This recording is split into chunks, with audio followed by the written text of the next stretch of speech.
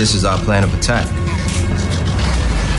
Banks have become an essential threat to our democracy. So consider this justice. Thank you for listening to Revolution Radio, freedomslips.com, the #1 listener-supported radio station on the internet. Please help support this station so this battle can continue forward.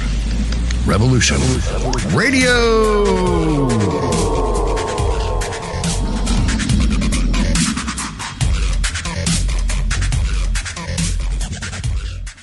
It happens more often than we can imagine. In my case, I was sitting at home, and out of nowhere, I just started feeling uncomfortable. Then it got worse, and I started perspiring. I tried to ignore it, but I waited too long. The chest pain came as we were driving to the hospital emergency. I felt my life clock begin to tick.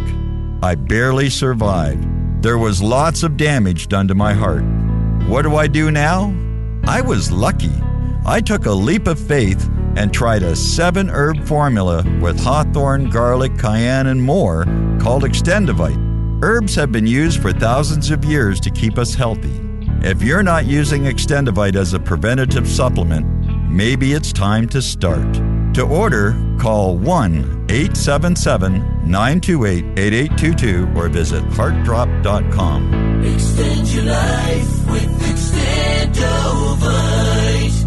The opinions expressed on this radio station, its programs, and its website by the hosts, guests, and call-in listeners or chatters are solely the opinions of the original source who expressed them. They do not necessarily represent the opinions of Revolution Radio and freedomslips.com, its staff, or affiliates. You're listening to Revolution Radio, freedomslips.com, 100% listener-supported radio, and now we return you to your host.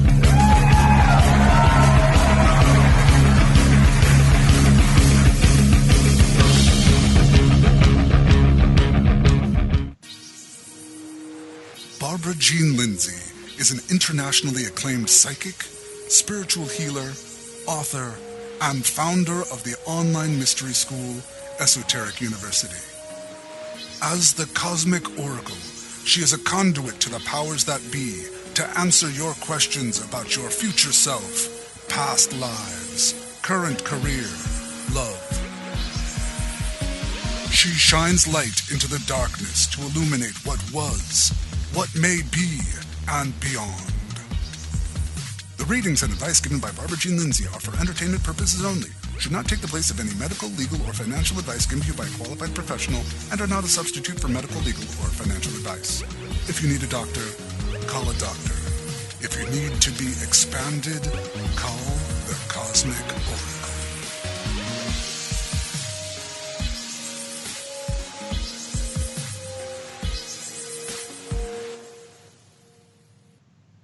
Hello and welcome everyone to the Cosmic Oracle Show.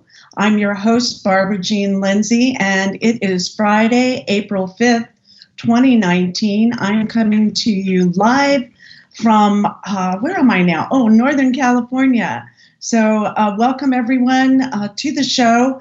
Very excited. We have some amazing guests that have such, research, and they've dedicated their lives to getting this information out to the general public. And to you, our listeners, you're really in store for a treat today, because we have with us today, we have Kewaunee Lapseritis and his beautiful wife, Kelly Lapseritis, and we will be interviewing them today about all the work that's happening and all the work they've done, and such a large body of work, the two of them. And we'll be talking about their conference coming up, the Psychic Sasquatch Conference. And we'll be talking about all of their intensive research and world-class phenomena that they have worked on with such dedication and such heartfelt love with their information that they want to share with their connection with the Sasquatch community. So we have a lot to learn, okay? We have a lot to learn. So we think we might have an idea of what the Sasquatch is, or you might have heard of it by another name like Bigfoot or Yeti or Yahweh or skunk ape or Bushman and all these different names, but there is a worldwide phenomenon. And so we'll be bringing Kelly and we'll be bringing Kewaunee in with their perspectives of what's happening now on the planet with our human relationships with the Sasquatch. Before we do, I do want to say thank you for tuning in to the Cosmic Oracle Show and to freedomslips.com, Revolution Radio. We are the #1 largest internet radio station in the world that is 100% listener-supported station. So we're here only thanks to you and your generous support, our listeners. So all you have to do is go to freedomslips.com, push that donate button, and give whatever you can, $1, $5, $10, to help us get through the month. I know we have not a whole lot in the deposit right now, and so hopefully we just get by every month. So thank you, and just go to freedomslips.com, push that donate button, and give generously, and we want to thank you in advance. So before we bring Kelly over and Kewaunee, I do want to say I have to find it, their bio, and it's such a, well, there it goes. Wasn't helping me there. Here we go. So let's start with this. So we'll start with Kewaunee's, but everything is not working all of a sudden. Isn't that hilarious? So here we go. We'll take care of that.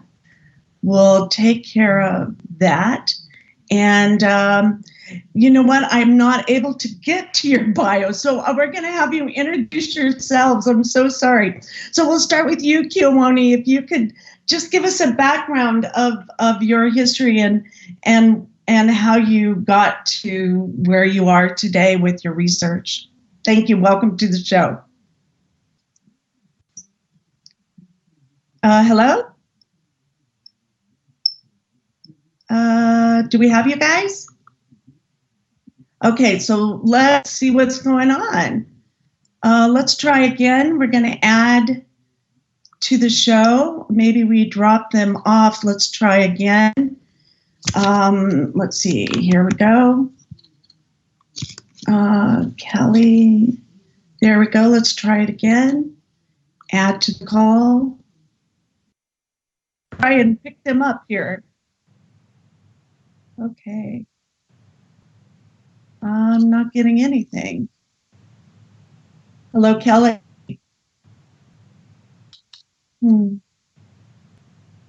Okay, our call was started. We added Kelly. Okay. Oh. Well, let's see what's going on here. All right, everything's working on my end. Hi, Kelly. They're having a little trouble with getting Kelly onto the show, so let's add her. All right, come on, Kelly.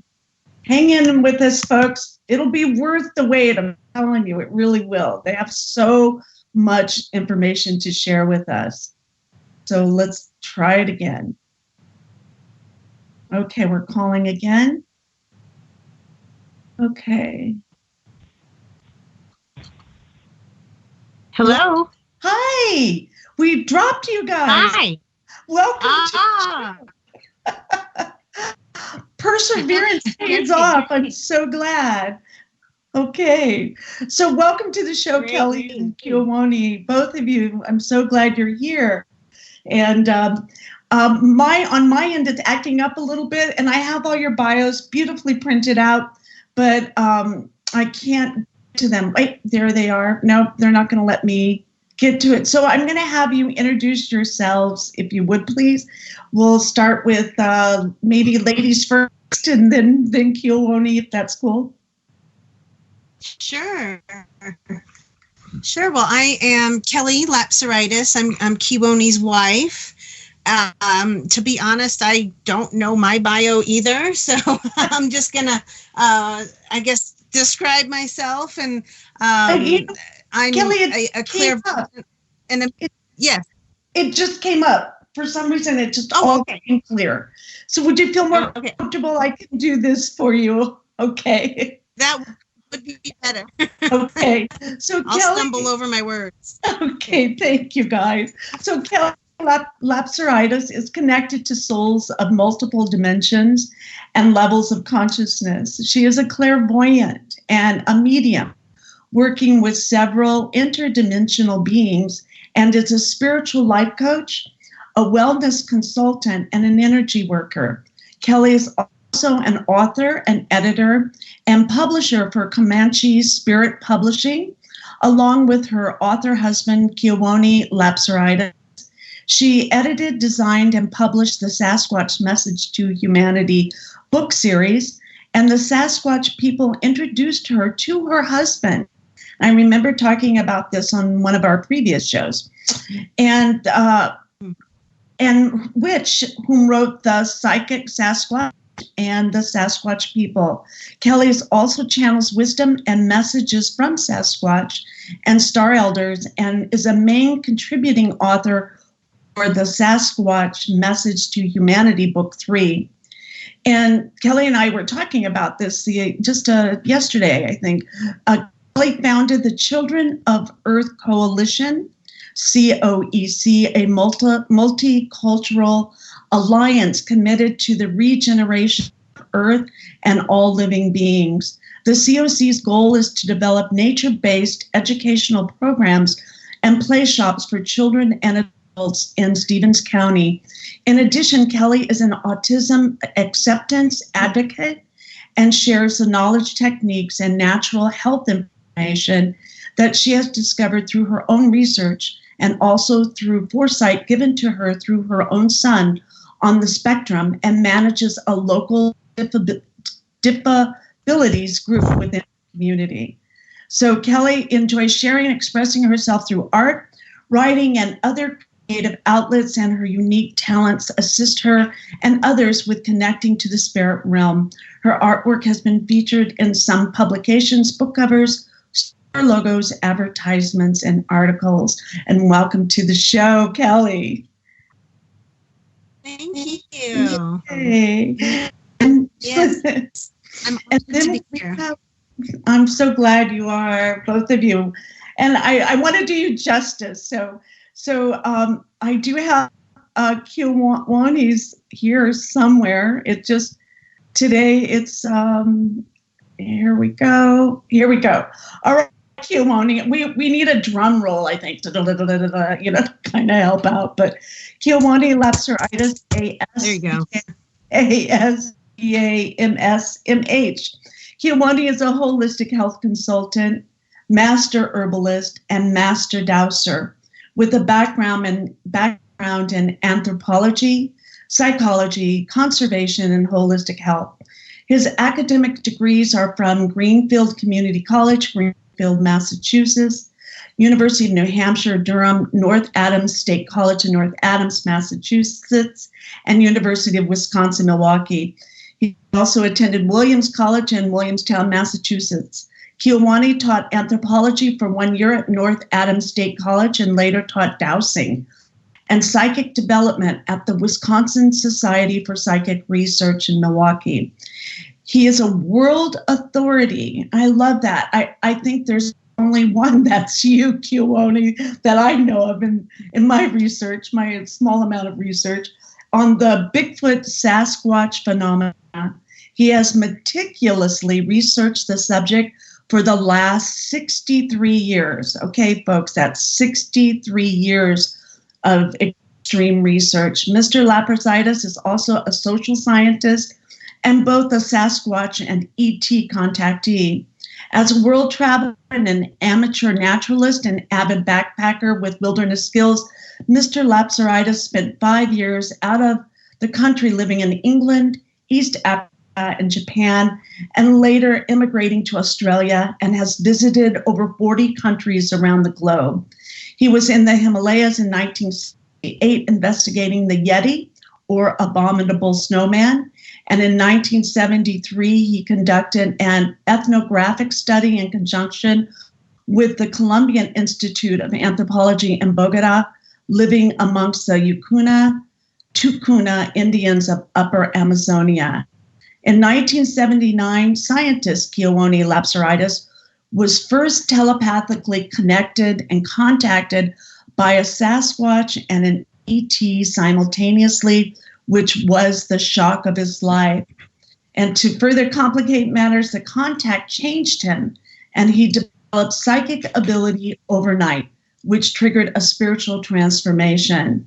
And at the time, he was assistant director of an urban Indian agency and has been working as a hypnotherapist part-time, as well as lecturing at the Medical College of Wisconsin, a background that left him ill-prepared for such a happening. So welcome, Kewaunee, to the show. That's quite a background. I Yes. thought it was important for our listeners because we're talking about a subject that we're still pioneering the efforts in some ways.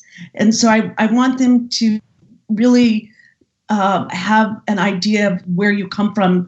You didn't just start this research or take one class on Sasquatch, you've been doing this for a while. So welcome to the show, and Kelly as well. Thank you. Thank you. Yes, thank you for having me. So where would you like to jump off? What would be, we could start maybe with your first initial, I know we talked about this before, but we could briefly talk about how you had your first experience. And I mean, a lot of people today, it's becoming more common thanks to all of your work and to your conferences and your books and your speaking. But how did you start? What was the big jump into the pool and having that connection? Did you go out looking for it, or did they come seek you? Well, I basically I went on different expeditions into areas, and I've always gone alone, backpacking and camp. I leave myself vulnerable to them. Initially, I brought a zoom lens movie camera and another still camera, but very soon I learned that they could read my mind and would avoid me. So I stopped bringing cameras, and certainly no need for a gun. These are a people. These are a people, a nature people that are highly evolved, that live inside of an animal-like body in order to survive in raw nature. As time went on, like other researchers, you had to figure out where to go.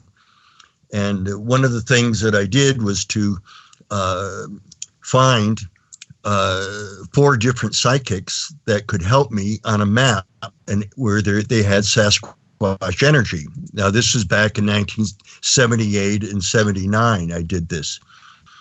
And what happened was, when I had these people douse for me, 3 of them ended up, I was one of them. I did it first, but nobody was around. I never told anyone else what I was, that other people were involved in this. I wanted to keep it as scientific as I could in terms of objectivity.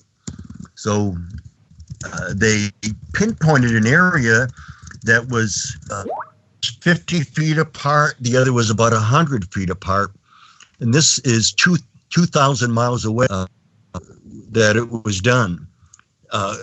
That's not a coincidence. So I figured they must be there. So I went there, and 2 weeks, and every time I tried to get near them, because they were walking around, I just couldn't. They just would disappear. And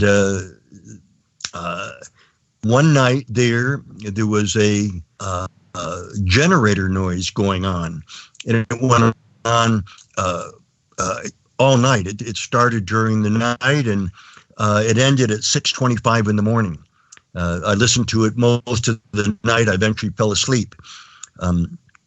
So I was told that there was an ETs under the earth there, and there was an opening, and the Sasquatch was a protector of that. People think that the ETs are just started coming in the 40s or 50s or some such thing, but they've been here for millions of years. The Sasquatch said that they're in different bases in the ocean, in the Great Lakes and other deep water lakes around the world. And there's different races that have these bases. So there's also portals all over the world in different places where odd beings, odd looking to us, like Mothman types, and those can come through. Some of them are let off from spaceships to explore, but many of them come through these portals from another dimension. And that seems to be the key to it all, that the reason the killer advocates, the researchers that carry guns, that want a body, I feel it's more of a male ego thing, that they feel they're going to find one, but they never do, because they unwittingly are projecting or telepathing their intent to this area when they're studying maps. So when they go out there, there's nothing there, even though they were there initially. So that's how they avoid people. And they choose people of a higher vibration, people who are not aggressive or want to kill and so on, and to communicate with. Well, that 2-week expedition was an eye-opener for me.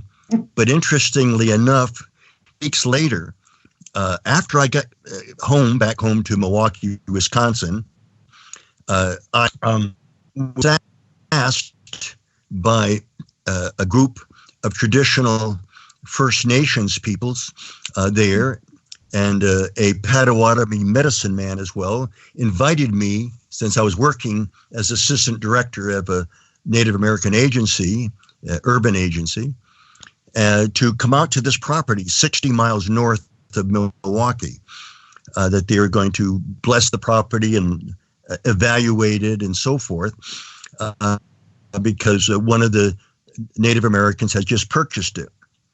Well, I went out with them there, and they were chatting and so on, and I decided to kind of move away from the group and go down by the woods.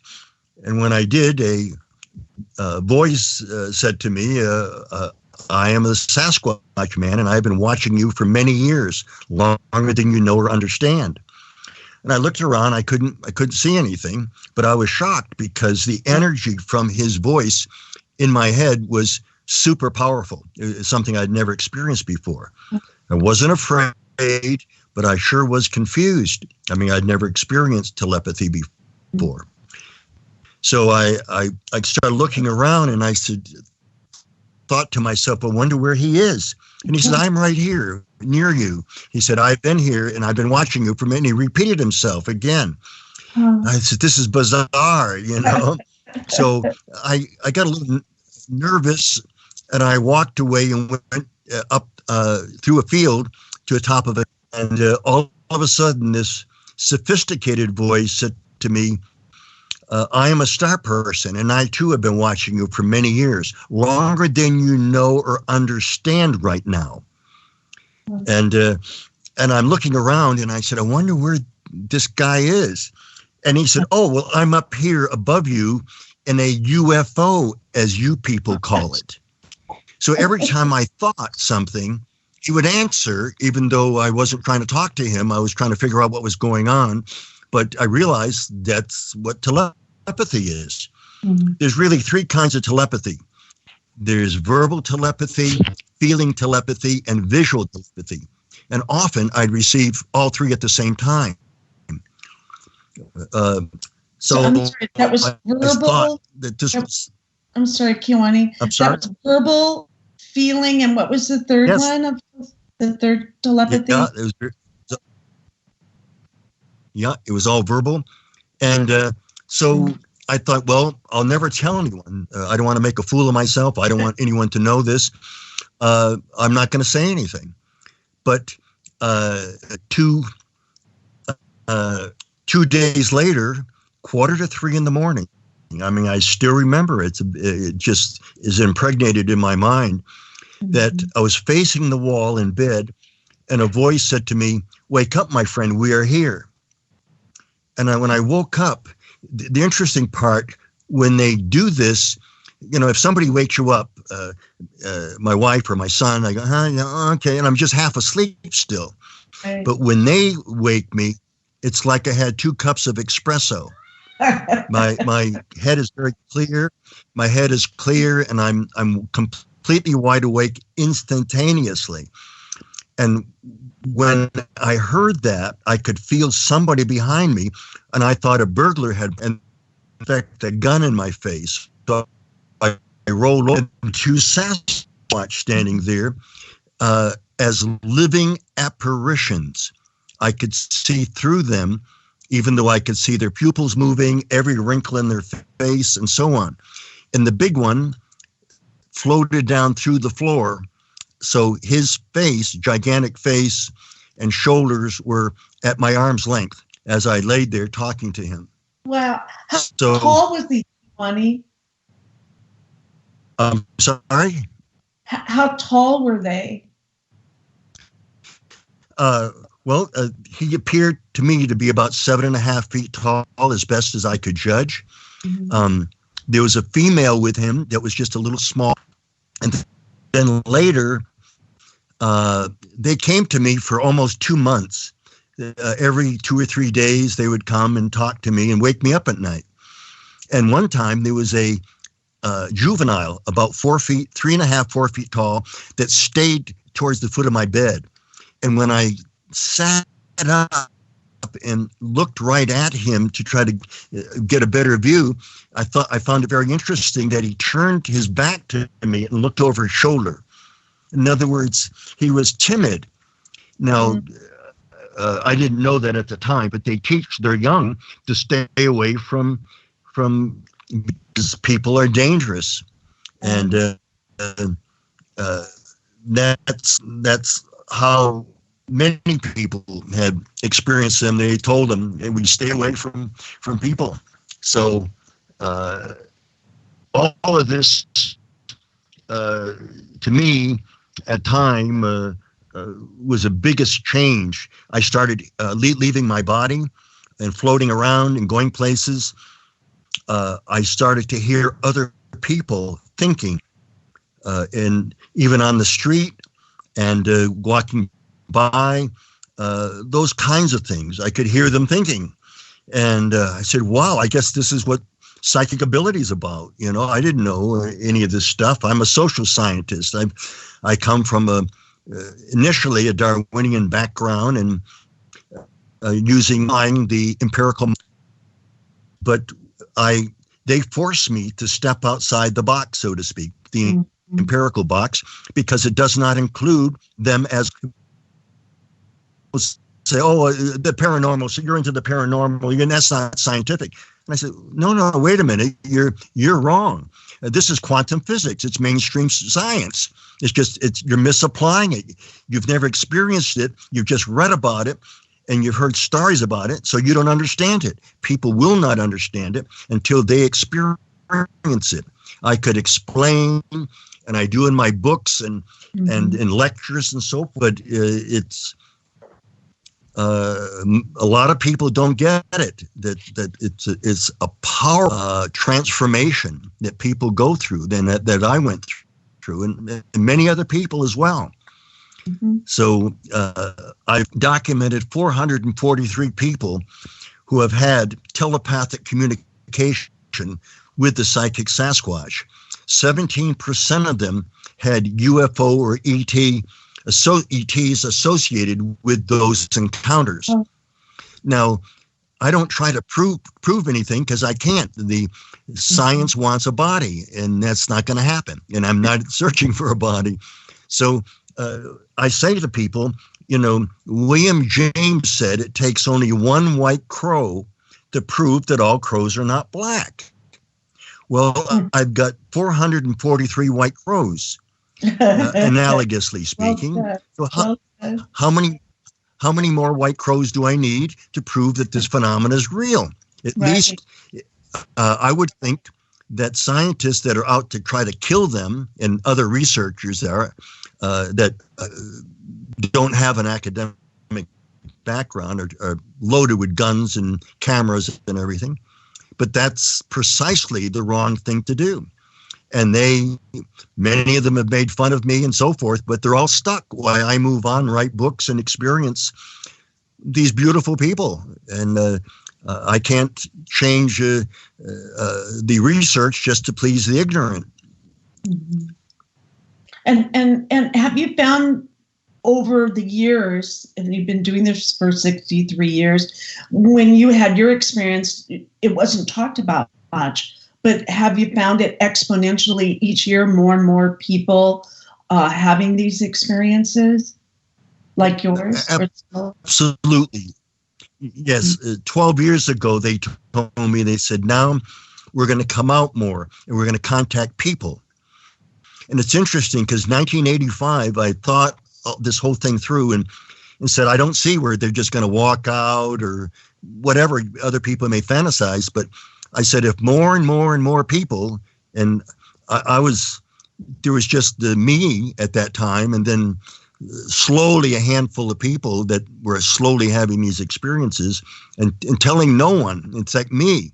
So, but I thought, the more people that have these experiences, especially if they speak out publicly, then, that would prove to a greater degree that, that they are, that the psychic Sasquatch with the UFO connection is a real phenomenon that's here with us.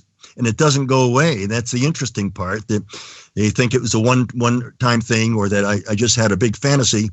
But everybody's coming out now, and the public forum is really our Psychic Sasquatch and Retreat conference that we have every year, our 4th annual coming up on August 30th, 31st, and September 1st of this year, 2019. People, it's interesting because when they come to the conference, we have someone teaching mental telepathy. I teach it as well, but we have somebody that'll be teaching it there to help people. Plus, it's on a tiny wilderness campus of 5 buildings, and with the surrounding wilderness there. 2 years ago, Kelly and she had a witness there, saw a black wolf. Last year, somebody saw a moose that walked right near their tent. So you can camp there. There's also a dormitory.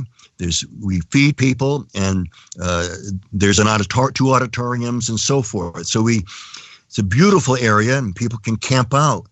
But one man set up a teepee, and he did it the night before it all started. In other words, there was nobody there. And 2 Sasquatch crawled into his teepee and sat there and talked to him. When the attendees came, and some of them kept out, they woke up in the morning and they saw a Sasquatch walking into the woods or standing there. Some of them saw them walking around buildings.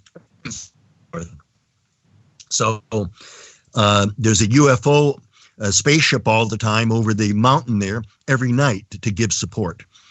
And there's over 1,000 Sasquatch and ancient ones, forest people surrounding that area. So why? To support us. They're the ones that asked us to do this. So we work for them and with them on these projects. Whatever they want, we do, because we're the go-betweens between their world and our world. And I'm almost impervious to all the criticisms and so forth, because everything wonderful keeps happening. The truth is a truth, and everyone else now is experiencing more of this truth.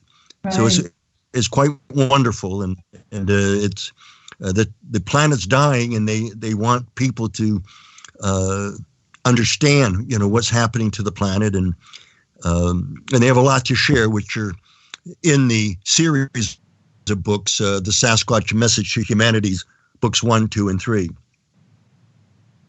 Yeah, and so there's strength in numbers. You have over 443 people now, and it's going to grow exponentially. Then with that strength of numbers and everyone exchanging their information, you're really building a movement, right? A catalyst for huge change on the planet, hopefully, before it's too late, right?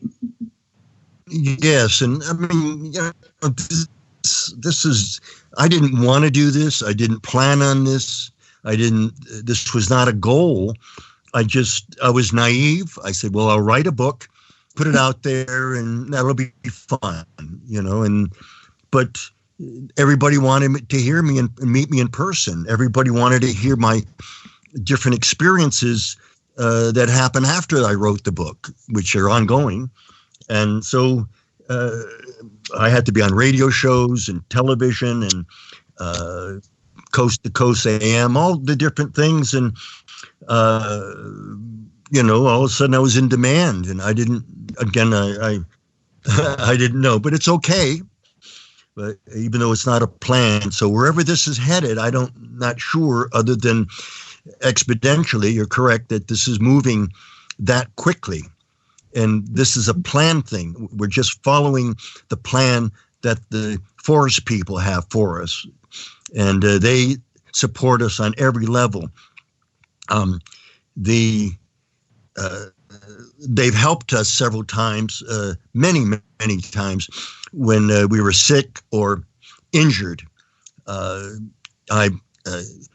At an early age, I hurt my back quite severely, and twice I was in a wheelchair. They said I'd never walk again.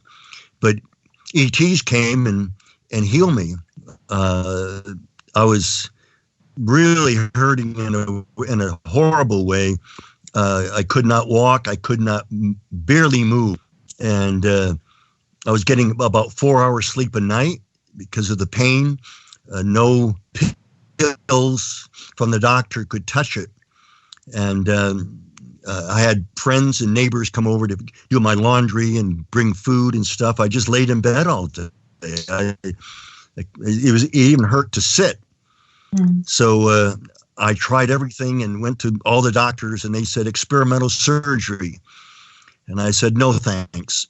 Mm-hmm. And the doctor said, well, I'll give you some pills, but I guarantee you when they're done in 10 days, you'll be begging me for surgery. And I told him, I said, I don't know why I said this, but I said, doctor, I said, you'll never see me again. And I wheeled myself out in the wheelchair. I don't know why I said that, but I went home and thought it through. And it was interesting because I was living in the Oregon foothills of the Cascades and in a cabin. And I was on a UFO flight line. So every 2 or 3 days, a UFO, a spaceship would come. I mean, talking about real low, and it would land behind the mountain there. That was right in front of me. Uh-huh. So I said, I'm going to telepath to them. So I telepath the entire day because I'm laying down on my back all day.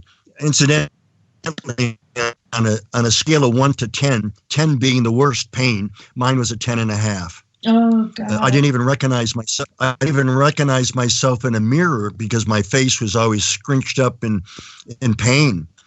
At any rate, I telepathed all day long to the space people, and nothing. The second day, I telepathed all day long, and I'd say by the end of the afternoon, I just broke down and wept and wept. This was 1987. I just was so frustrated. I was hurting so bad. I was really suffering. I just said, my God, I'm a backpacker. I love hiking. People can't keep up with me when I'm hiking. I just love being out there. And I can't even I can barely make it to the bathroom kind of thing.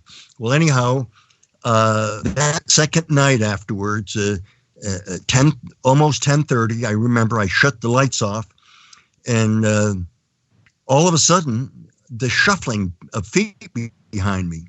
And as best I could barely turn my head, and there were right around 3.5 to 4 foot ETs in little spacesuits standing there, to heal. And they said, "We have come to heal you." And I said, "Thank you, God." I said to him, "Thank you, God bless you."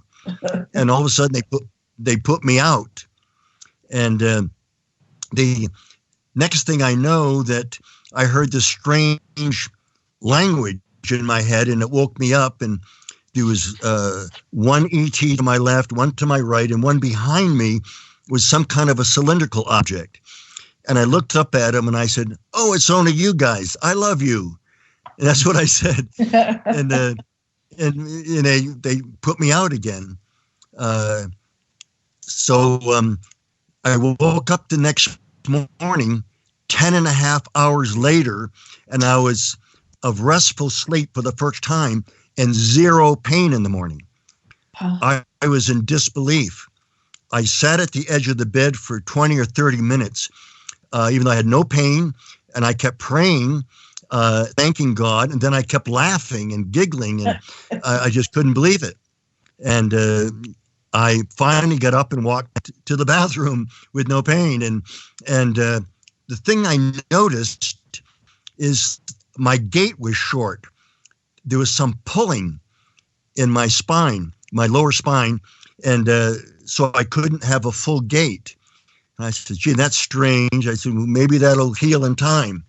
Mm-hmm. But that night, as soon as I shut the light off, those three ETs were there, and they said, "We have to do a healing on you one more time to complete it." And I said, "Thank you, come ahead." And so they did, and the next morning I could walk perfectly. Now, 2 weeks later, I wanted to visit a friend who owned a 1,000-acre ranch. And I used to go over there for 3 or 4 days and help him out and spend some time with him and come back. Well, I just remembered that I didn't take any money out of the bank, and I had to quickly drive the 13 miles into Roseburg, Oregon, to the bank. There were no ATMs back then. So I drove, and when I arrived there, it was...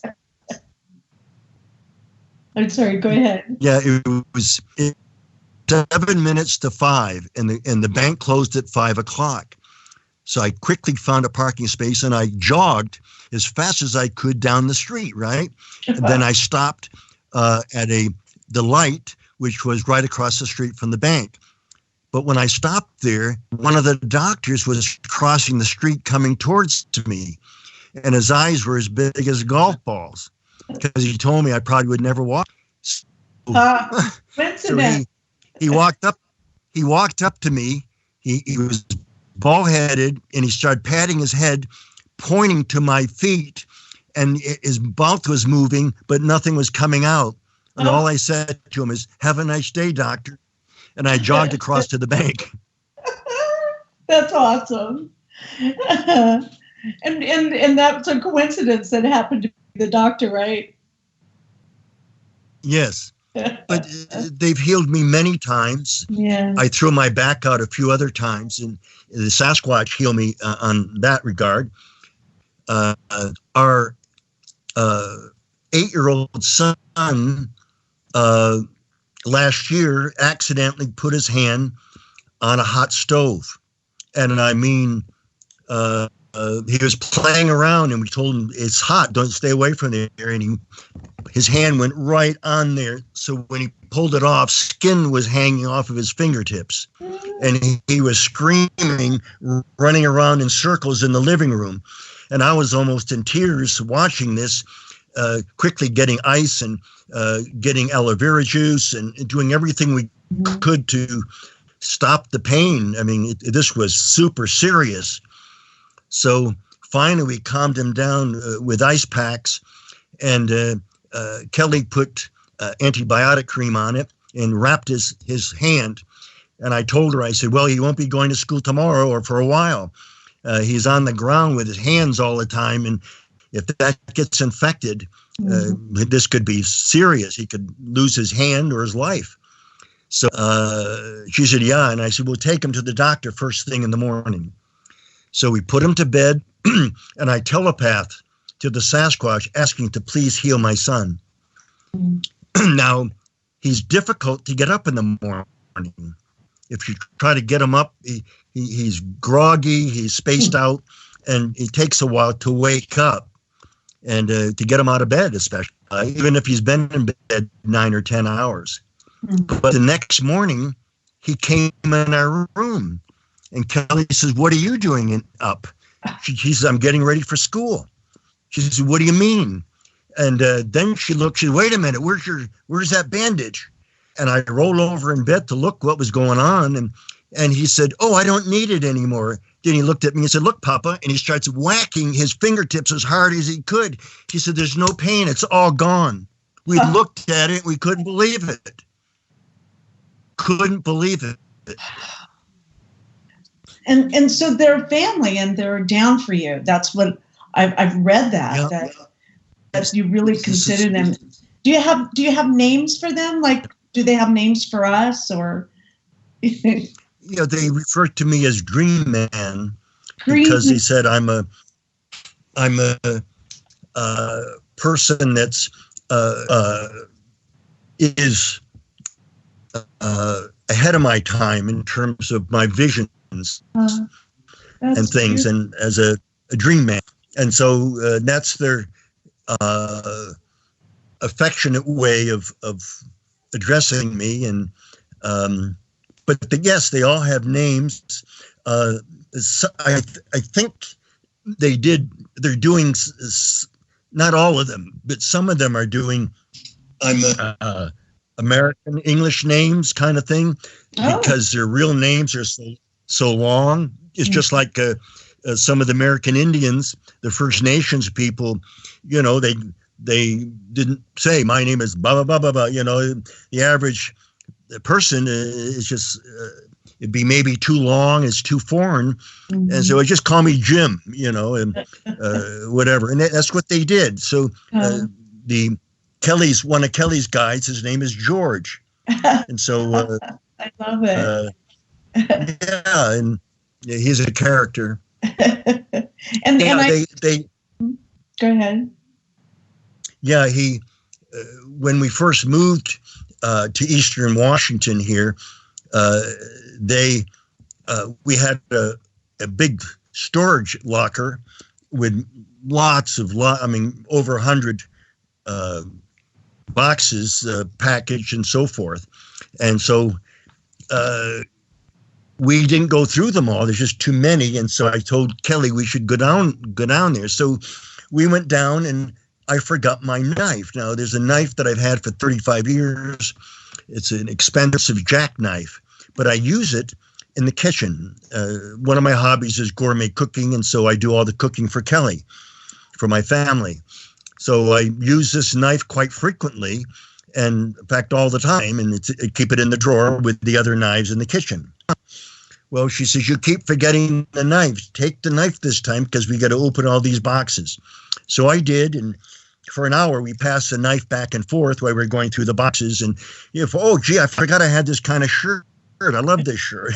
The different things we were finding, So finally, I said to her, she said, well, we better go pretty soon. I said, okay. I says, incidentally, hand me the knife. I'm going to do one more box. She says, no, you have the knife. I said, no, I don't. It's not here. You must have it. She says, I don't. I said, wait a minute, my good knife? What happened? So I'm feeling around everywhere, and I said, I bet it fell into one of the boxes. I said, maybe in a couple of years I'll find it. I said, and I got a little upset again because I use it every day. Right. So we had a small box of movies and a whole bunch of things in the boxes that we found and brought it home. And Kelly walked into the kitchen and she said, boy, and that was fun. And we've sure found a lot of interesting things I forgot I had. I said, yeah, me too. And I said, except I lost my knife. And she said, yeah. And she walked over and opened the drawer that I keep it in. And there it was laying there. And in the background, George is laughing like crazy. That's an awesome story. I love that. He aported the knife from one place to another. They have this ability. They said they've been here for 200 million years. Hey, that's a long time to evolve. Wow. No wonder they have ability. Mm-hmm. Mm-hmm. Wow, 200 million years. That's, and I know it's gone through our history. If we could look in our history, you can. So is this kind of, when we get back, we're almost to go to break. Is it almost like a disclosure we're having here, right? With people being made aware and starting to have not only contact, but bringing them into family. You're probably the first that I've heard of that happening, but it's starting to happen more and more, especially in your third book when you talk about the people who are the communicators, the Sasquatch communicators. So maybe after the break we could talk about that, is that their relationship, many of the people in your book that are going to be at your Sasquatch conference write their stories about their experiences with Sasquatch, and we'll bring it right home where if you have an experience, it changes everything. And like with you, it changed your psychic ability, and it got you outside the box and expanded your consciousness. So part of their work with humanity, would that be right to say that they're helping us expand our consciousness and our awareness and our relationship? Mm-hmm. Yeah, precisely that, Barbara. They want us to be more aware. They're expanding our consciousness. And those people who have a higher vibrational frequency that, have not made, that are on the spiritual path, basically, they are they've been contacting all these different people. They contacted one person because he came to my home from Arizona and camped out there in my cabin in the Cascades, I don't know, probably 12, 15 years ago. And he started to have experiences too. So when he went back to Arizona, he asked me where the Sasquatch were there. I know where they are everywhere on the planet. That may sound like a big statement, but I do. Mm-hmm. And so he sent me a map, and I said, there's 11 Sasquatch here, but there's a huge UFO base underneath this mesa. So just know that. And if you go there, just camp out. So he went there to camp out, and he brought his summer sleeping bag instead of his winter sleeping bag. Mm-hmm. And he was sleeping in the back of his truck. But it was in April. And at night, the desert, it's high desert. It got unbelievably cold. He got freezing cold. And he said he didn't know what to do. He thought, well, should he start up the truck, but he didn't want to fall asleep and get asphyxiated. So he remembered that I told him if you get into trouble, because he was getting, he could get, he could get so cold that he'd, could die even. And so at any rate, he telepathed to them and asked, would you please help me? Well, they were watching him anyway. And he said, within 1 minute, he started to get warm. And he said he got warmer and warmer. And he said 15 minutes later, he was sweating. So he said to them, that's enough. Thank you. Thank you. It's a little too much. But he was warm. He was warm for the rest of the night. Wow. And they told me that they can control their own body temperatures. That's why they can walk in snow or go anywhere. That's beautiful. Hello? Yeah, I'm gonna let me check and see where we are. I think we're almost to take a break. Okay, Kewaunee, 1 moment. He said 15 minutes later he was. Nope, we're good. We're still on, so that's good. So we have. Are you still there, Kewaunee? Yeah. Okay. Yes. We have about 2 minutes until break then, and so that's a wonderful story. I love that story. Yeah. other thing happened. When he left to go back to Arizona, he crossed the desert down in California, and partway through the desert, he stopped at a little oasis. It was just a general store and a gas station. You know, he went in to get something to drink and some peanuts. But outside was this beautiful, brand new 4-wheel drive vehicle with everything on it. And there were 3 people sitting on a porch there, but at the store, and they looked very dejected, very, very depressed. And the guy stopped them. It was him, his wife, and his daughter. And he said, "Do you have something to open the car door?" One of those gadgets. And he said, "No, I don't." "Why?" He said, "I accidentally left my keys in the car, and we can't get in. And I've been sitting here for 3 hours, and I'm stuck." He said, "No, I'm sorry, I don't have that." So when my friend went in the store, the Sasquatch was following him to keep him safe when he went home. And so he said to the Sasquatch, he said, "Will you do me a favor and help this man by opening his door?" And they said they would. He said, "Because you asked and you want to help another human being, we will." A visiting Syrian diplomat reported today that their population is evolving rapidly and advancing into a fifth-dimensional consciousness. They are seeking peace with all cosmic cultures, which may mean that the Earth will be asked to join the prestigious Galactic Federation of Light Alliances. When my friend walked by the guy's car, please join Debbie West and Michael Hathaway on Lost Knowledge, Saturdays, 3 p.m. Eastern Standard Time in Studio A. Opening the door, for getting the in, latest breaking news on the Star Visitors' peaceful contact and the ongoing project of cleansing the Earth. And they have a sense of humor. We'll talk Who about are you? that after the break. I am the architect. Now, let me I just created check the here. Matrix. I've been waiting for you. Why am I here? You are the eventuality of the knowledge. We'll be right back, Able to everybody. eliminate from what is otherwise a harmony, mathematical precision, which has led you You haven't answered my question. The Matrix is older than you know, as you are undoubtedly gathering the anomaly is systemic, creating fluctuations in even the most simplistic equation. Choice. The problem is choice waiting for you. Right here at Revolution Radio, freedomslips.com. Be here Wednesday evening at 8 p.m. Eastern Time for Private Eye Matrix Reveal with Monique Lassard.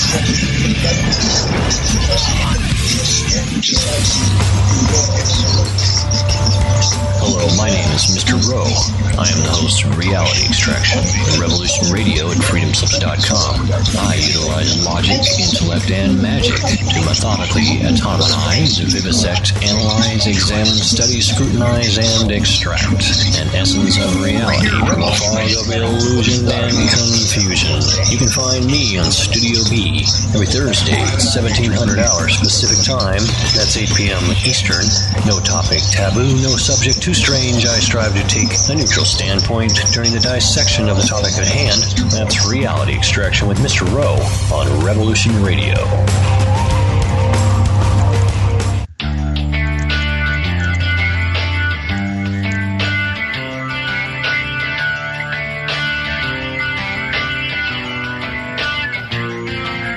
This is Thomas, a.k.a. a Mad Painter. I'd like you to join me Monday nights, 10 p.m. Eastern Standard Time for Open Canvas. Don't forget to bring an open mind. Yes, folks, that's right. Bring an open mind to an open canvas. Again, that is Monday nights, 10 p.m. Eastern. UFOs to government corruption. This is Revolution Radio, freedomslips.com. You don't need to expect us. We're already here.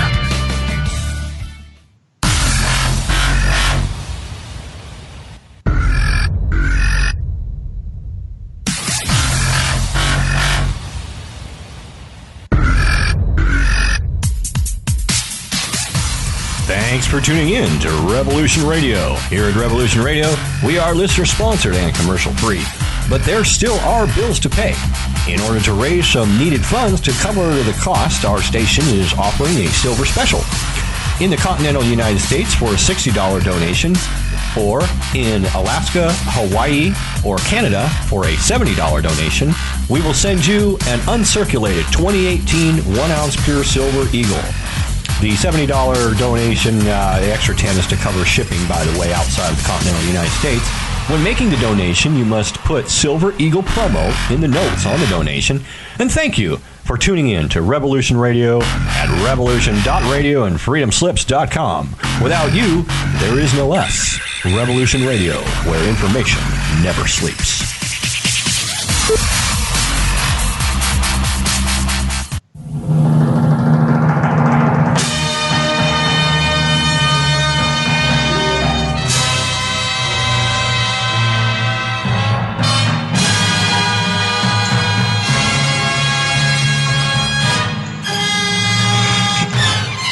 Collision Course is back. Schedule B on Revolution Radio every Saturday night, 6 to 8 p.m. You get outer space. You get honest answers, real researchers, truthful answers, and a place to engage with questions. Take part in the discussion. Revolution Radio on freedomslips.com hosts Collision Course every Saturday from 6 to 8 p.m. Eastern, 5 p.m. to 7 p.m. Central, 4 p.m. to 6 p.m. Mountain Time, and 3 p.m. to 5 p.m. Pacific.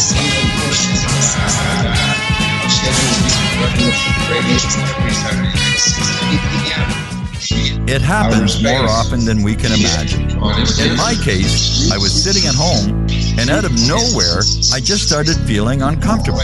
Then it got worse, and I started perspiring. I tried to ignore it, but I waited too long. The chest pain came as we were driving to the hospital emergency. I felt my life clock begin to tick. I barely survived. There was lots of damage done to my heart. What do I do now? I was lucky. I took a leap of faith and tried a 7-herb formula with hawthorn, garlic, cayenne, and more called Extendivite. Herbs have been used for thousands of years to keep us healthy. If you're not using Extendivite as a preventative supplement, maybe it's time to start. To order, call 1-877-928-8822 or visit heartdrop.com. Extend your life with Extendovite.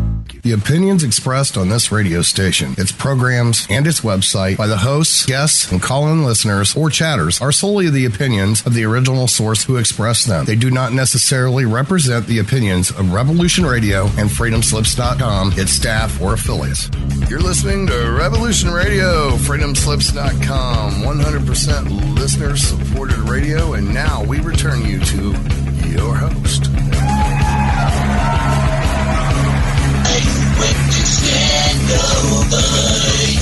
The opinions expressed on this station, its programs, and its website by the hosts, guests, and call-in listeners or chatters are solely the opinions of the original source who expressed them. They do not necessarily represent the opinions of Revolution Radio and freedomslips.com, its staff, or affiliates.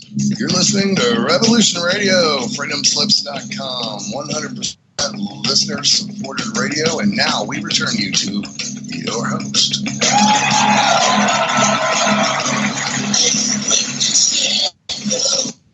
Welcome back to the Cosmic Oracle Show and our second half. And we have with us, if you missed the first part, you're going to really love this second part just as well. We are talking story, okay? That's one of the things I love to do.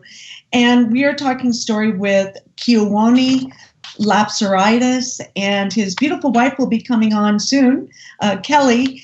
And they are the founders of the an amazing a gathering, a healing conference, and it's called Psychic Sasquatch. The Psychic Sasquatch Spiritual Retreat.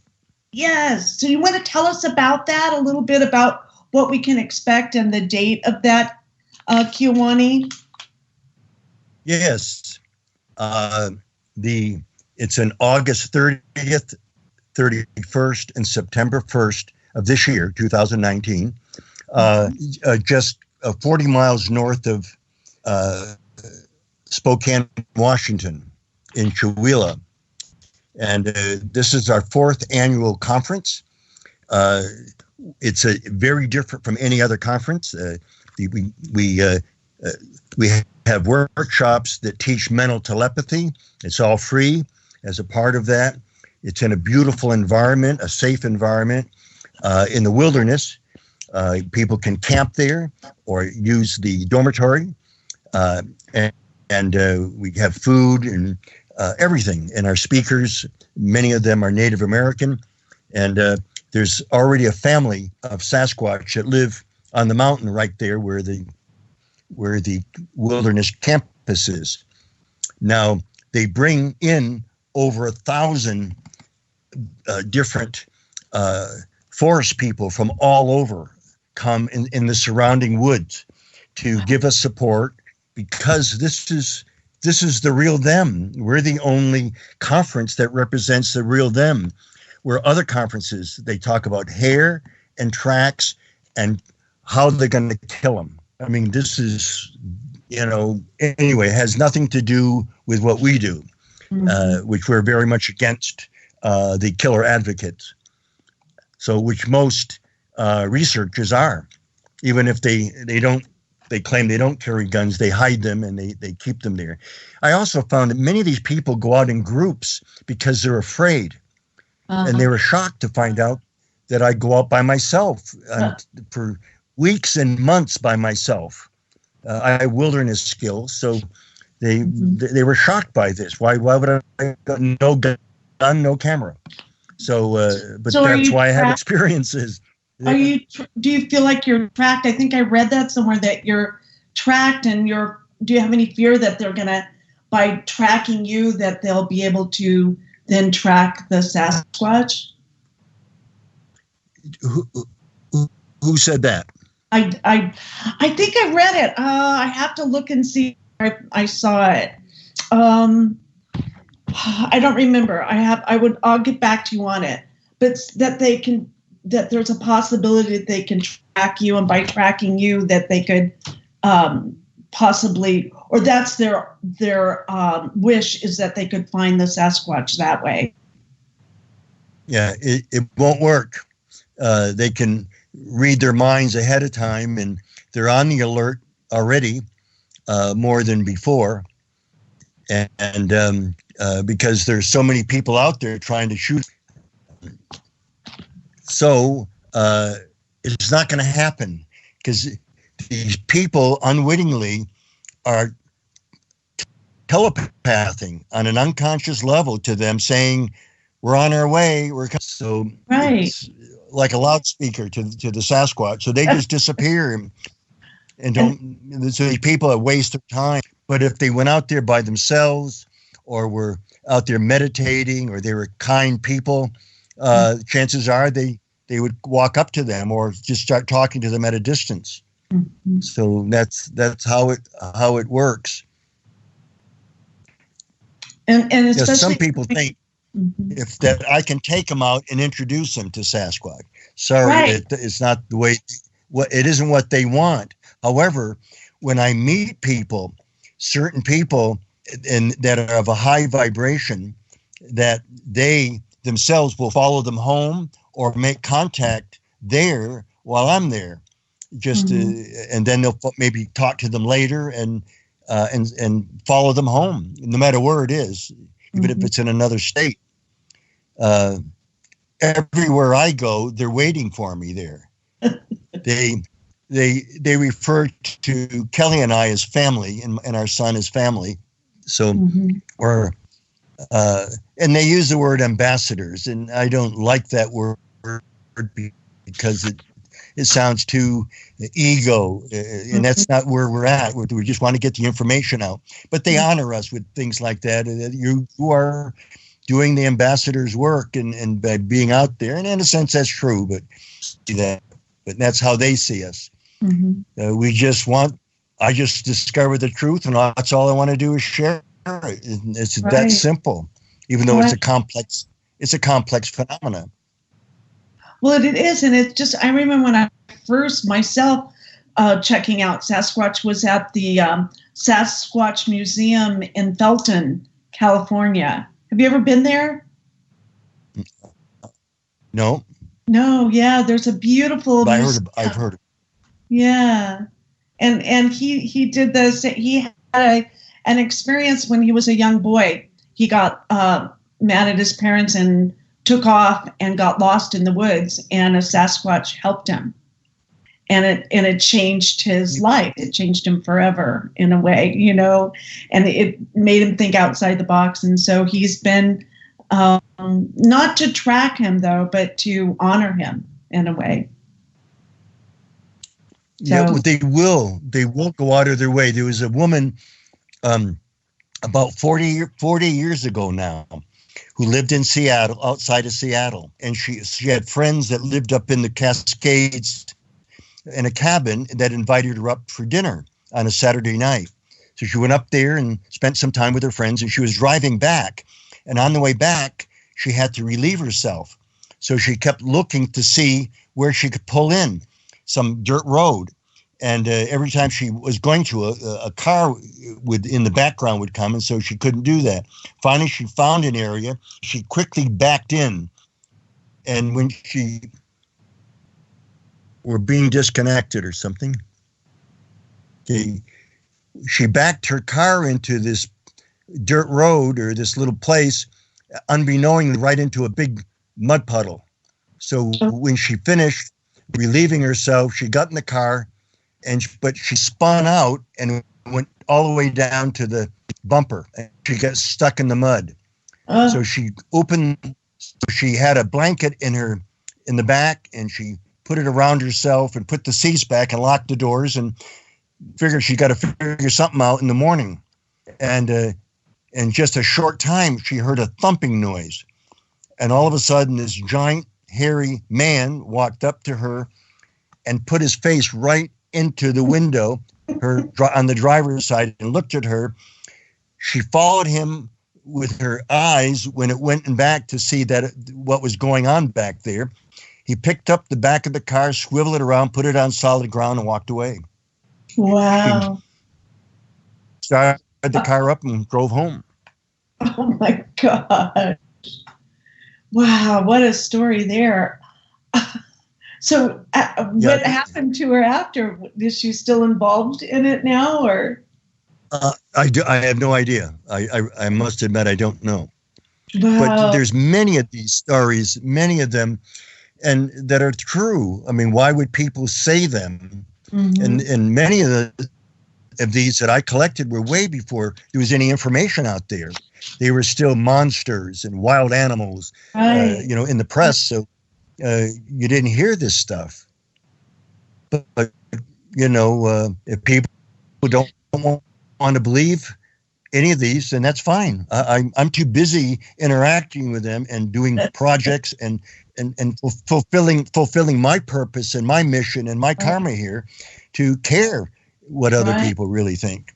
Right. And do you feel like we need to, do you feel like we need to protect them? Or are they really like with the land, or are they here to protect us, or from ourselves, or talk about initially they were here many eons ago to help humans, to work with them, and somehow it got turned around, and there was some kind of a faction that split a community of people, and some got angry and were against the Sasquatch, and others still stayed with them. Eventually, the Sasquatch said that they retreated into the caves and mountains to hide and become extinct, to become a myth, to become a myth or a legend, and because they didn't want people to harm them. So they do have the star people. There's several races of ETs, of course, and some of them are not nice, but most of them are. And they work with an allegiance of people, an alliance, that would be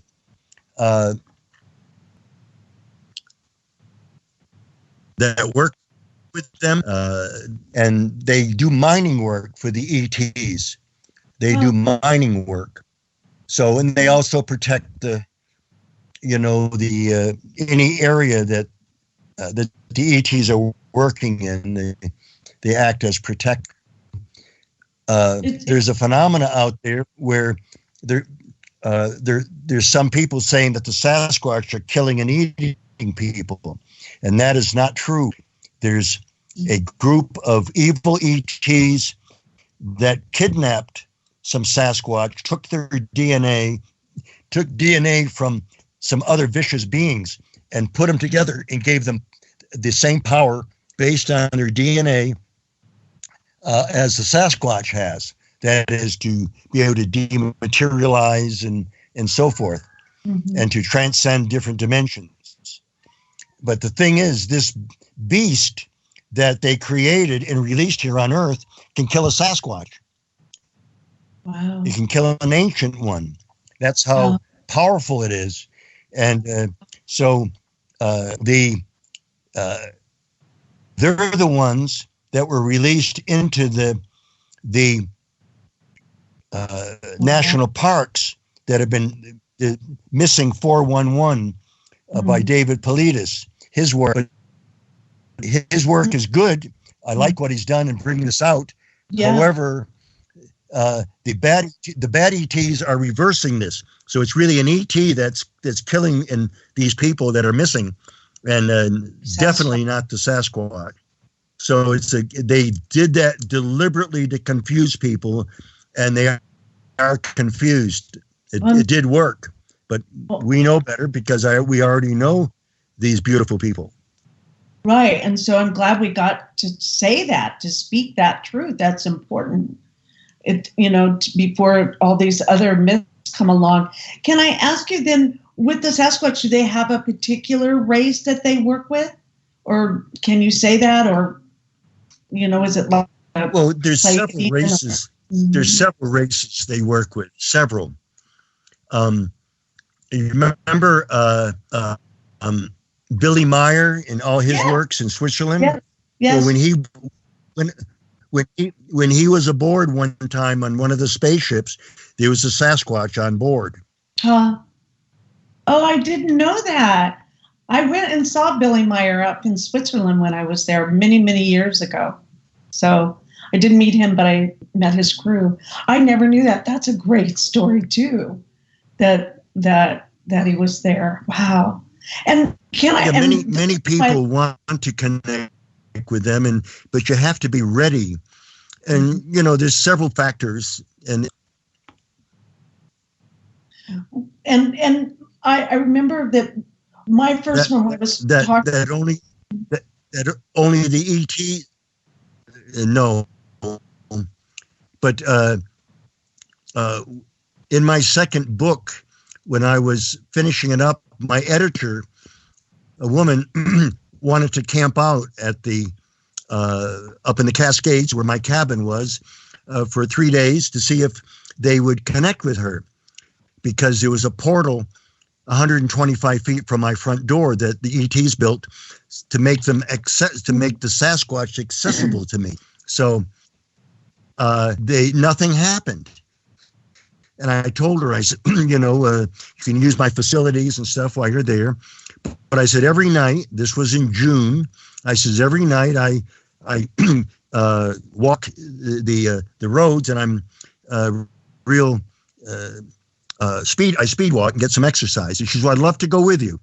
So we went for a walk, and I had this habit of, if somebody says something to me, like when I was assistant professor and teaching, I would make a statement, and then I would tell a story to go along with it, as an example. So while we were talking there, she kept saying, well, I really hope I can connect with them.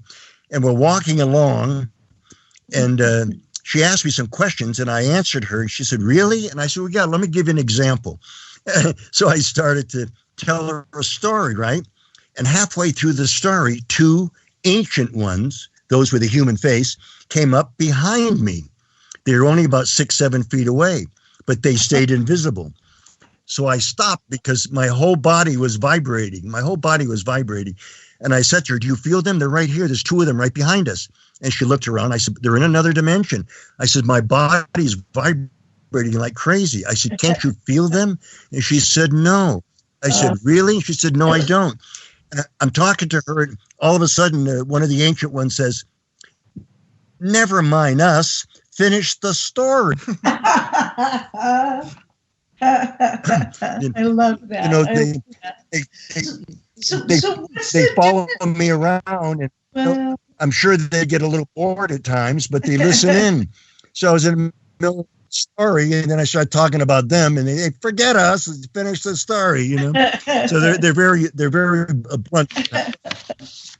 Well, today, you know, when we started this, I had this whole idea of how this interview was going to go, and then I got a strong message that you're going to talk story. We just want you to talk story, and it's so beautiful about that, because by people, that's what my show's about, actually, you know, is about people talking story, telling their story, and by doing that, then it opens people up so that they can then have, it dispels fear too, dispels all this fear, and that that they have our best interest at heart, and it's all good. It's wonderful work that you've done and are doing, and so I would like for you to maybe end for maybe whatever you want to talk about the next 5 minutes, and then I'd like to invite Kelly in to give her perspective of how it is living with you, Kewaunee, and the Sasquatch community. Well, I could tell you one more story. Okay, let's do it. I'm a holistic health consultant and master herbalist, and I've done a tremendous amount of healing in the last 43 years. So a lot of these things, fascinate me, but I've sent them into the hospital several times to some very close friends that were dying. And once when I first moved to Seattle, I had my own place downstairs, and upstairs was a couple, some real nice people, and I interacted with them all the time, every day. And I went upstairs and was talking with them, and the woman was very upset. And I said, "What's going on?" She says, "My father's dying." I said, "Really? Gee, I'm sorry to hear that." She said, "Yeah, they're going to want to take his leg off." And but it's too late, and they said you only give him 2 or 3 days. My sister just flew down from Alaska, and we're going to spend time in the hospital taking turns because we don't have much time. And I'm sorry. And all of a sudden, one of the Sasquatch says, if he gives permission, we will go and heal him. Yeah. She is one of your roommates, and we know that you feel bad and want to help. So I said to her, if he'll give permission, they just talked to me, because they both had read my book, my first book at the time. So she said, "Really?" She said, "But he doesn't believe in anything. None of this stuff." In fact, I mentioned the book to him last month before all this happened, and he said that he thought I was a nut. Whoever wrote it must be a nut, he said. Psychic Sasquatch UFO Connection. So when they went in the hospital, the guy could barely function, and he said, when they said, "Would you accept the Sasquatch coming to help you?" And he looked at his daughter and said, "Care if little green men come, as long as they can heal me and I can get out of this misery." So when they told me that, I told my friends, the Sasquatch people, and that same night, while one of his daughters from Alaska was sleeping on a soft chair in the room near his bed, she was woke up by her father talking, even though he could barely talk. But he's sitting up in bed, which he could not do, and he's looking in the corner, and he's saying out loud, "So that's what a Sasquatch looks like." And he laid back down, and she was shocked by all this, but didn't know what to say, and it was in the middle of the night. The next morning, the doctor came in to check on him and says, "Gosh, he drastically has improved." And 2 days later, he was released from the hospital. Oh my gosh! So a miracle. That's the 5th time I did that. Wow. Wow. So they're compassionate. I'm happy to facilitate that and to be able to reach out to help others and to serve God and to serve humanity. I think that's important. Mm-hmm. Well, thank you for all the work that you're doing and you continue to do, and you inspire all of us and who are listening to you and your story. And thank you for sharing with us on the show today. And I look forward to meeting you finally after all these years at your conference. So I will be there. I'm so excited about it, and taking my walk with the Sasquatch maybe to a different level too. So we'll see. It's all up to them too. Up to me. I'd like to, in conclusion for myself, I'd like to just a very short quote here, if I may. Of course. A Zen monk once said, and I quote, "All life in nature has a spiritual dimension and is sacred. When we honor other creatures as we do ourselves, we all evolve another step." End quote. Oh, I love that. Thank you for that. Thank you so much. Thank you. Much love to you. Thank you. And next we'll have Kelly will be joining us. There she is. All right. So we're talking story, Kelly. Yes. So welcome to the show. And would you like to start off with a story that you feel maybe compelled to talk or share with our listeners here today? Thank you.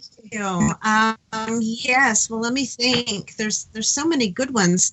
Kewaunee covered a lot of the real good ones too. So let's see.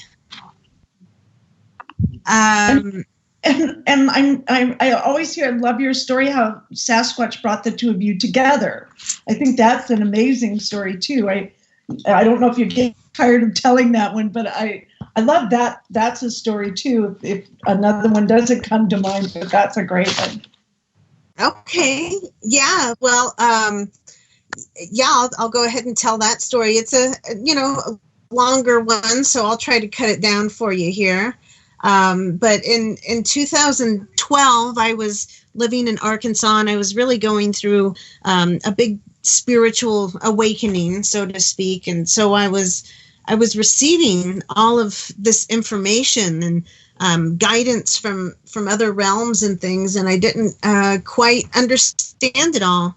And one evening on December 13th, 2012, I was visited in the night by a Sasquatch woman named Suni and an ET, a star person named Jai. And they came at night to me to, I didn't know at the time what they were doing, actually. It was quite a shock for me. But they kept reassuring me that everything's okay. This is, for your highest good. This is the time for this to happen now, kind of thing. So I felt comforted by them and their energy. But I also felt them doing things to my body that I didn't quite understand. I thought maybe they were extracting eggs from me or something. And actually, it turns out a year later, I found out that I was being healed of cervical cancer at the time. I didn't even know I had. So, but the following day, after this experience that I had, I couldn't get it out of my mind. I mean, it changed my whole life, and I'm doubting myself and wondering, well, did I really experience this? But there was enough evidence to show that it definitely happened. There's physical things to show that it did.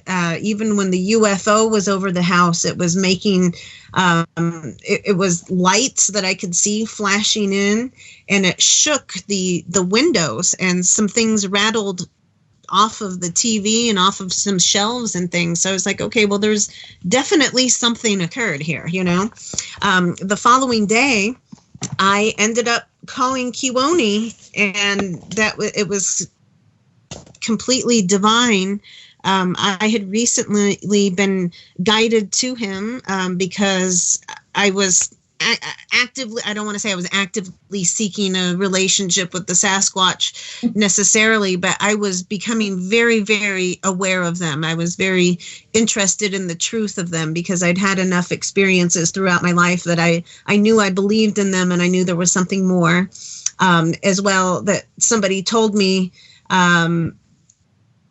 about Kewaunee in his book. So after some time, I ordered them. The day after occurrence that happened, I found myself calling his phone number, which was listed in the back of the book. And so he interviewed me that evening, not, like a radio interview or anything, but just to be sure that I was legit and to ask different questions and to understand where I was coming from, because I really had to express this experience to somebody, and I knew there was nobody else in my life that I could talk to. So I found it to be a lot more than coincidence that this happened at the same time that, I was introduced to somebody that is able to assist. Did I lose you? No, I think we're still here. I hope we are. Yep, we're still on. Okay, I can hear you now. Okay, all right. It started beeping and said it was a poor reception. So, okay. Gotcha. Yeah. Okay, no problem. So, anyway, he became a wonderful friend and mentor to me, and we discussed Sasquatch quite a bit, and we would speak, I think probably about once every 2 weeks initially. And then during that time, my relationship with the Sasquatch really, really started to develop a lot. They were coming to me in dreams, and I was spending more time outdoors connecting with them, and they had, approached me, and that's also when I met my guide George, was early in 2013, after I had just started speaking with Kewaunee. And so I had a lot to continue to report to him because, so many of my experiences just continued to happen. And then one night I had a dream. It was a really special, very powerful dream that I interpreted to not be a dream, because I'm able to tell the difference now. I've had enough of those realistic dreams to know that they're a reality happening elsewhere, So I had a dream about Kewaunee, and at the end of the dream, there was a Sasquatch in it, that gave me a message saying something kind of whimsical, but it was to the effect that kind of hinting that Kewaunee and I are soulmates, or that, we're divinely brought together. And so this was a lot for me to kind of accept. I didn't know who this person was, and we'd never met. We're, this big age gap between us. We're 2,000 miles apart. So how could they be, insinuating this? That's a little too much for me. And so I hesitated to tell him about it, even though it just kept, it just stayed on my heart so heavily. I knew I had to tell him. So instead of telling him, I wrote him a letter, and I told him all about this dream that I had that took place within a dream. And so I sent him this letter.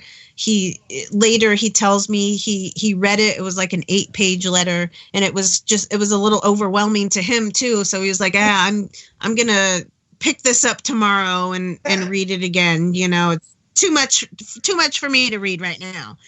And so he threw it on his desk, and he decided to put in a movie he never watched. Actually, I think he said it was the Kung Fu series, and it was a season he'd never put on. And so he puts it on, and what's the title of the first show that he puts on?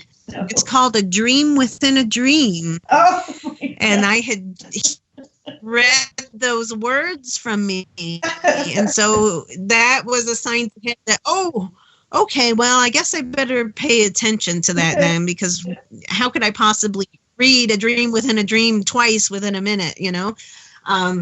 So he paid better attention to that and meditated on it. And his Sasquatch guides, several of them were coming to him and giving him, you know, a similar message.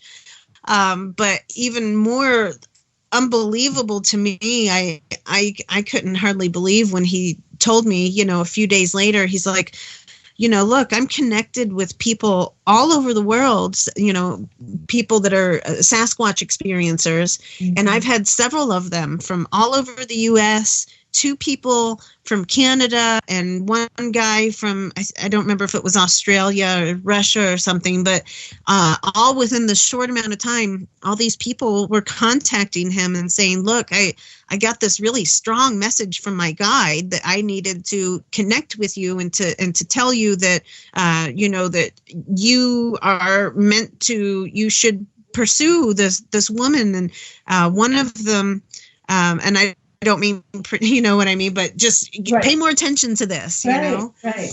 And that, you know, we're going to have a beautiful life together. We're soulmates and things like that. So, you know, he needed that to, and I needed that too, to really be like, okay, well, all right, there's more to this then, you know, because in our minds, we wouldn't have accepted that. We didn't even know each other on that kind of level. And so, but we got enough persuasion from the Sasquatch that we said, okay, well, let's just start to get to know each other a little better, ask more personal kind of questions, you know, tell stories about our life and get to know who we are. So, and it was really beautiful. So we did that. And for months and months, we talked for 10 months before we ever met. So we had quite a long time of getting to know one another. And after a while, you know, it was more a relationship where we would talk every day kind of thing. So we finally came to the point that we said, okay, I think it's time to meet. So we did. And it was actually Kewaunee's 70th birthday, and he flew down to Arkansas to see me. And so it was really magical. And I mean, we already knew that we were, you know, in love, even though we had never met. But once we met, we just knew. We're like, oh, okay. Yes, like I accept it now. Okay. So, yeah, that was really incredible. The way that they played Cupid with us and even got other people involved to convince us, you know, but they did keep telling me, I would question it a lot, you know. They're very wise beings, and so I would throw my questions out there just to get clarification on things, and they'd always state that, you know, it is your free will. This isn't something you have to do, but just feel it in your heart. They just kept encouraging me to feel with my heart and instead of my mind, and that's where my heart led. And it was a wonderful practice. And, you know, now I just really feel blessed to continue to follow my heart. It wasn't just, you know, meeting him in that relationship, but also the retreat that we put on. And, you know, when we connected with Sunbow and I saw his messages, I got that same, you know, feeling that strong urge that you have to do this, just, you know, follow your heart with it. And so I knew that I had to publish that work as well, even though I'd never done anything like that. But I knew that I would have the full total guidance and how to do that. And it just flowed, as well as planning the conference and retreat. That was also completely divinely dropped in my lap for me. So it's wonderful. There's really little effort that goes into what we do. So that's how I know that I'm on the right path, that I'm on the right track, and that, you know, as long as I continue to follow my divine guidance and, wisdom from my higher self, and listen to our allies that have our best interests in mind, and all of that, then, I know it's all going to work out perfectly. And I'm really just so blessed and so honored to be a part of all of this. The entire community that's growing around this too. It's huge. Not all there is to it. Yeah. It is huge, and it's just wonderful to see so many people waking up to this truth. You can choose to look at the more negative side of things, because that's certainly there too, but I can't help but see all the light and all the consciousness and all the wonderful things that are happening, all the great connections happening all over the world. And anyway, it's almost unbelievable to me to see all of these things that the Sasquatch told me would happen years ago. It's all happening, and it's just amazing. And so does your Sasquatch, maybe you could talk a little bit about the difference between Sasquatch and an elder. Is there a difference between, because I've heard that talk of, are they the same thing, or are they different? They are, but they could be both. It could be the same or different, really. Elder is just kind of a more respectful term, because they are our elder brothers that, were here on Earth before we were. So it's just kind of more of a term of endearment, or out of respect, calling them elders. Okay. And not that Sasquatch is disrespectful, but so many people lump all of these different beings into one category and call them Sasquatch, and that's just not true. That's just not how it is. There's many different races of beings that are Sasquatch like, and so the Sasquatch, or the ones that we call Sasquatch for our terms and purposes here, they are the first mammal race that was seeded here on Earth. This is a long process of evolution on Earth for millions and billions of years. First it was the fish people, and then the insect people, and it goes on and on. Then the bird people, but the first mammal people were the Sasquatch, and so we call the Sasquatch, but they went through a long evolution as well too. They bred with different races, and so there's lots of different races that would be considered Sasquatch that are also part, how you hear about a lot of Sasquatch look like dogs, or a lot of Sasquatch look like lions, or a lot of Sasquatch look like humans. Well, there's a reason for that, because they are a part genetically, all of them. And so to try to name all those different races, I wouldn't know. There were names designated for them, but we've lost touch with a lot of that. I've been given the names of some of those races, but a lot of times the vibration of that changes as well. It's not always a consistent name to identify or to label a being. Sure. So yeah, like I said, so the elders, though, what's that? So there's great diversity. Yes, definitely. And not only with, how they look or the DNA that they might have, but especially in their consciousness. Mm-hmm. So the ones that we really especially refer to elders, like in the book, in the Sasquatch Message to Humanity books, a lot of those are the really more evolved, the elders, like Camus, who transcribed a lot of the messages to Sunbow. So because it's more of a consciousness evolution. And so Camus and many other of the Sasquatch aren't earthbound any longer. They're able to come here. They're able to come into physical form. But for the most part, they're working with people's consciousness. And, so they're the ones that are coming to people in dreams, or they're the ones that are working with the elements, so that when we go out in nature, they might be the ones, stirring up the wind and things like that. And, but there's other Sasquatch type beings that are still very highly evolved. They still have a lot of different psychic gifts and things like that, but they are more earthbound.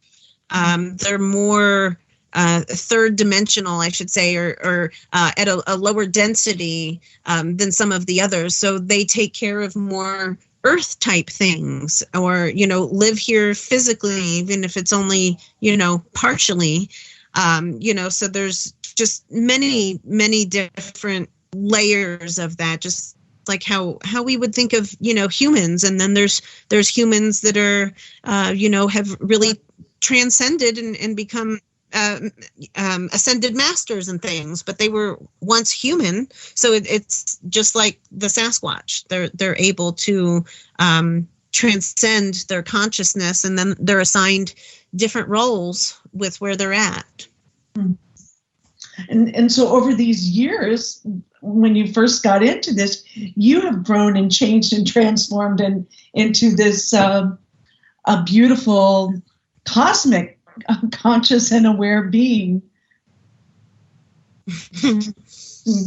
Go figure yes. that. Well, thank you. It's a ever evolving process. So I'm still human, of course, but yes, it's really been quite the journey, quite the ride. I feel really blessed for that. And actually, it's quite interesting. I had a couple astrology readings lately, and my chart is just lit up with that too, that I'm coming, at a certain time, right around 2013, I entered a whole new cycle of life, entered my Mercury, the time of communication and education and all of that good stuff. So, who knows how much of that has to do with the stars, or how much has to do with the influence of connecting with these other guides. But yes, it's been a great journey. Well, and it takes courage to get out of your comfort zone. Like, I'm so glad you got out of your comfort zone and called Kewaunee, because our conditioning can be so strong. Don't do it, don't change, stay, be quiet, stay down. And so I'm really glad that exactly that you changed that. Exactly, and I felt totally guided with that too. I didn't even think of calling Kewaunee. I didn't even think about it. Actually, I found myself with the phone ringing and thinking, "Oh my God, what am I doing? Why did I just call this number? What am I going to say?" And all this. And so thankfully, his answering machine picked up. So I just started talking into his answering machine, and I must have talked for like a minute about who knows what, but I must have talked. It was a good long while that I was talking, and he picked up the phone. So he was listening in. So after a minute, he picked up the phone, and in his, deep voice, he goes, "Hello." And it scared me so bad I hung up on him. I know. But thankfully he called me back. Yeah. That's awesome. And so now look what you're creating, this amazing conference. And now I don't have in front of me, but you have something coming up before the conference too. We do. Yeah. Can you talk a little bit about that? Sure. We were actually just, that's another, beautiful piece that just kind of fell into our lap too. We have a lot of offers to, come to different areas to speak or to visit people. And so a wonderful couple in Bend, Oregon has arranged for us to come down there on May 4th. And we'll be having a one-day conference called Sasquatch Disclosure in Bend, Oregon. Great. And so that'll be a great event. And it's just Kewaunee and I will give a presentation in the morning, and then the rest of the afternoon will just be kind of, a Q&A panel, or just a meet and greet, just a like a sharing circle, basically, so that everybody can get involved in that, you know. So we look forward to that. That's always the best events for us, is when everybody's participating. Sure. So so it's like a big circle. It's not a lecture as much as an interchange and connection of information. Right. And like I said, the morning will be a lecture, and then lunch, and then we'll have our fun. Oh, that sounds good. That sounds great. Well, I encourage everyone to go to that conference. Don't miss it if you're there. And then your big one coming up, it's coming together beautifully. And so let's talk. You want to talk a little bit about your, well, okay, I have a question. Someone had asked me earlier, and we only have like 5 minutes, but why do you call it Psychic Sasquatch? Where did that come from? Because psychic and Sasquatch, usually, if you're a beginner in this, you don't put those two together. And so their question. It's a good question. Well, there's a few reasons, I guess. The main reason, or the main reason I decided to was because Kewaunee's first book is titled The Psychic Sasquatch and Their UFO Connection. And so we wanted to really keep a name to, you know, identify it with us or with our work, so that people would know what kind of conference this was, because there's all kinds of Sasquatch Bigfoot conferences, you know, all over the world, but there's none of them like this. And so we didn't want to beat around the bush at all, and we wanted to let people know that this is not your average Sasquatch conference. So, you know, using the word Psychic Sasquatch Spiritual Retreat at that, you know, just adding spiritual in there, just it's a good description of what it is, so that people won't question, you know, what kind of event that they're going to. So, of course, that dissuades a lot of people from coming. But it also grabs the attention of a lot of people that say, oh my gosh, those are my people. I got to be there, you know? Right. Yeah. It'll be my first Sasquatch conference. And so, and I couldn't think of a better place than with you. I feel safe in your big hearts there to open myself up and take my next steps too. So I'll be in your hands. Oh yeah. And we're so excited. and so you're going to get a big squeeze from me. What was that? I didn't hear that either. I said you're going to get a big squeeze from me. Oh, that'll be so much fun. I can't wait. I just can't wait. And to keep out there. I love that it's in the woods. I love that part, that you're in nature and you get to be with the elementals, and just that, to take off your everyday clothes, you know, your everyday life, and step into this other world in a way that's available to us. Just that in itself can open you up to all this information. And who are some of your speakers that you have coming this year? Oh, let's see. Let me pull that up real quick. We have several of the repeated people because we have multiple workshops going at one time. And so we've had many requests to have, return visits from people. So besides Kewaunee and myself and you, Barbara Lamb will be there. There's a psychotherapist, hypnotherapist, and regression therapist. I know you know her. So we're really looking forward to everything she has to contribute. Also, Ron Moorhead will be joining us this year. He's the producer of the Sierra Sounds, the Bigfoot recordings of the sounds. And he's an author as well. His latest book is called The Quantum Bigfoot. So he has a lot of really great information to share. Sunbow will be returning. Garrett Duncan and Gail Fowler, and Susan and Carissa, Sue Walker and White Otter. They'll be returning to share workshops, especially with like Telepathy 101. The Chinos are returning for their frequency sound bath. don't miss that. Be sure to attend one, seriously. And we'll have a few other new people. Let me see. Rochelle Kemper is a restoration master healer and grid worker. She'll be showing us some grid working, how to work with the earth more intimately and healing that way. And also Hale Mednick, who created the film The Sasquatch Speaks, that 3-part documentary. He'll be there.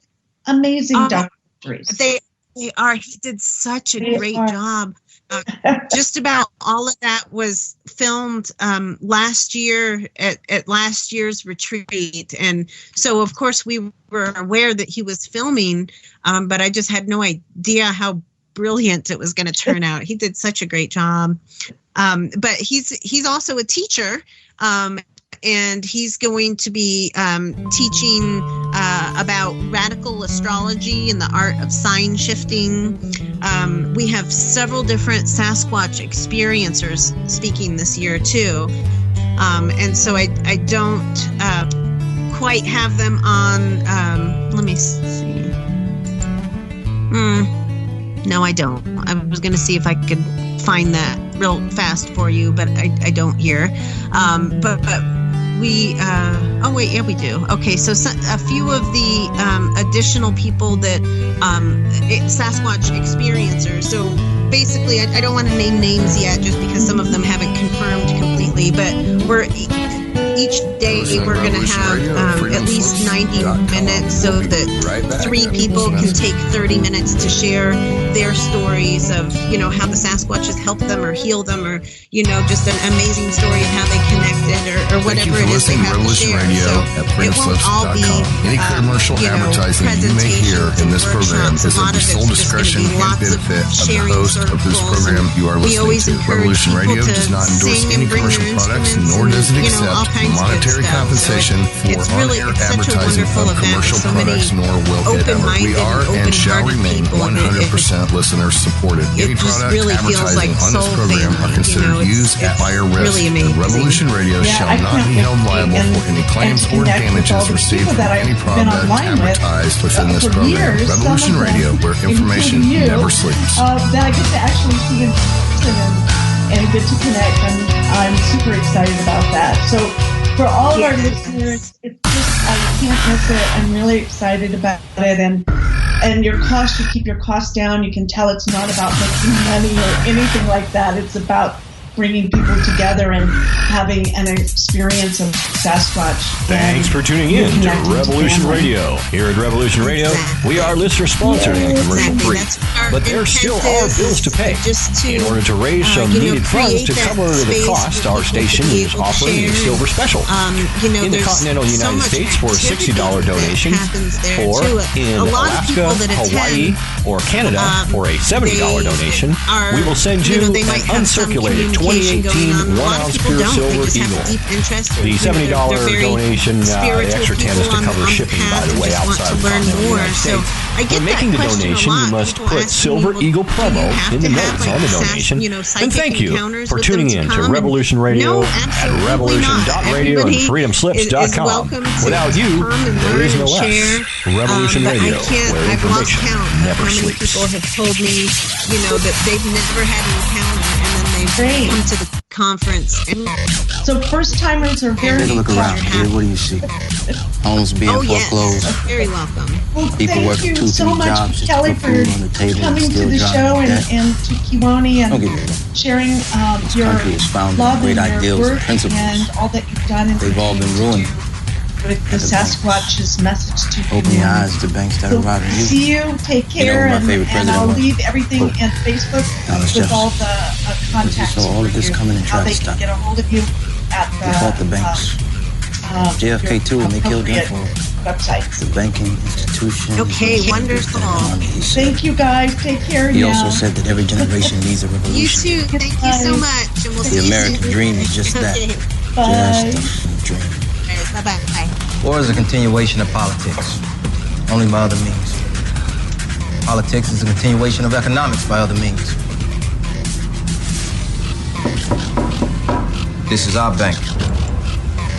This is our